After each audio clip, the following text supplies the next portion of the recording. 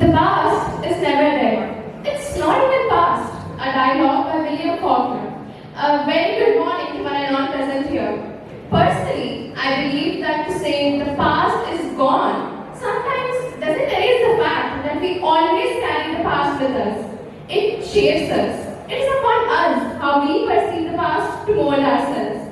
Because if the past was really gone, it wouldn't live like a tangible thing in our mind in the form of memories.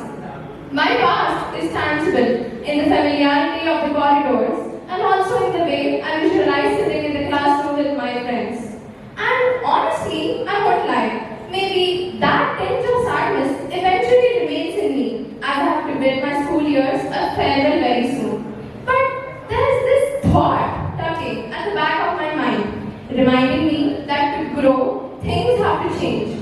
For familiarity breeds contempt, and we all get tired of the routine. Probably, someday or the other, I will be proud enough to look back and feel grateful for the way I came to be, and thankful to all my teachers who made me who I am today.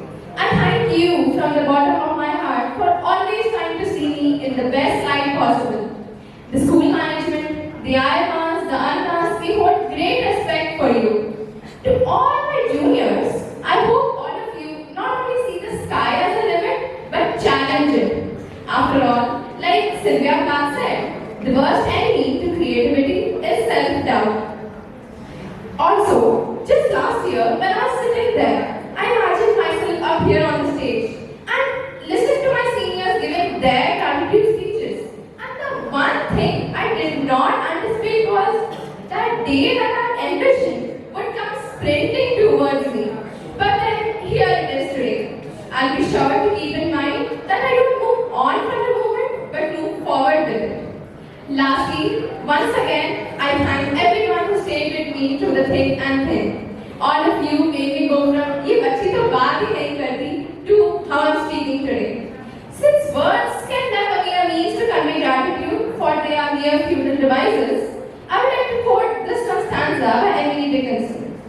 Gratitude is not a mention of a tenderness, but it's still appreciation out of plum of speech.